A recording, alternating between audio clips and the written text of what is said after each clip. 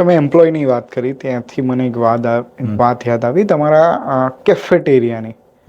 તો મતલબ જે તમારો કેફેટેરિયાનો જે એક્સપિરિયન્સ છે એ તમે ડિટેલમાં શેર કરશો જેનાથી બીજા કોઈ ફાઉન્ડર શું શીખી શકે એનાથી. કેફેટેરિયાનો એક્સપિરિયન્સ એટલે હા એ તો આખે અલગ જ વસ્તુ છે. મતલબ એના ઉપર આપણે ઘણી બધી વાતચીત કરી શકીએ. પણ હું જ્યારે 2018થી ગૂગલની ઓફિસોમાં જાઉં છું અલગ અલગ જગ્યાએ, ત્યારથી હું ત્યાં જમવા અમને એ લોકો લઈ જાય, અમારા જે કાઉન્ટર પાર્ટ હોય ને અમને. એટલે ત્યારથી એમ થયું કે આપણે પણ આપણી ઓફિસમાં આવું કંઈક કરવું છે કે ત્યાં ને ત્યાં ફ્રેશ ખાવાનું જમવાનું બને અને લોકો ત્યાં જ જમે. હવે એ કરતાં હું થોડુંક એક સ્ટેપ આગળ ગયો છું કે ભાઈ આપણી ઓફિસમાં જે કંઈ પણ જમવાનું બને એનું જે કંઈ પણ મટીરિયલ વાપરવામાં આવે એ થોડું રિલાયબલ સોર્સેસથી અને ઉચ્ચ ગુણવત્તાવાળું હોય, એકદમ હાઈ ક્વોલિટી અને ઇવન થાય તો કેમિકલ ફ્રી ફાર્મિંગથી પ્રોડ્યુસ કરેલું. અને થોડાક મેનુના ઓપ્શન પણ હેલ્ધી હોય, જેથી કરીને લોકોને એમ થોડુંક નુકસાન ઓછું થાય કે કોમર્શિયલ ક્લાસનું ફૂડ ખાતા હોય એવું ફિલિંગ ના આવે. જેમ કે અમારા કેફેટેરિયામાં ઘઉંની રોટલી નથી હોતી. અમારા કેફેટેરિયામાં જે કંઈ પણ ઘી છે કે મધ છે, ઘી મારે પોતાની ગૌશાળાનું આવે છે, અમે પોતે જ બનાવેલું.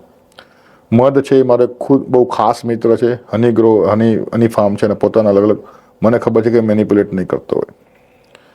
એટલે મધ માર્કેટમાં સ્ટાન્ડર્ડ જે 450 રૂપિયાની આસપાસ, 500 રૂપિયાની આસપાસ કિલોની બોટલો આવે છે કે 500 ગ્રામની બોટલ આવે છે, એ વસ્તુ અમારે ત્યાં 900 રૂપિયાની આવે. પણ અમને ખબર છે કે ભાઈ અમે શું લઈ આવીએ છીએ. ઓકે.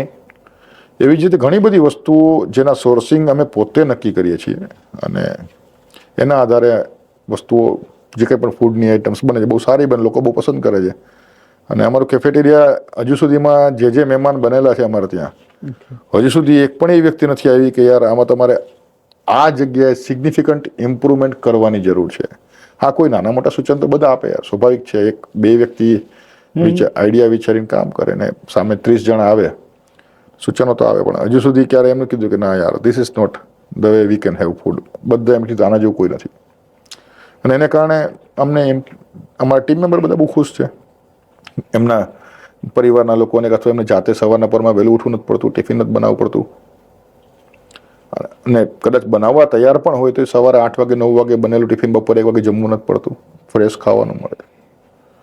ઘણા બધા એડવાન્ટેજ હતા. અને હું આજે ગૂગલની મારી લર્નિંગ હતી ઓફિસની, મને સંતોષ છે કે હું કંઈક કરી શકું.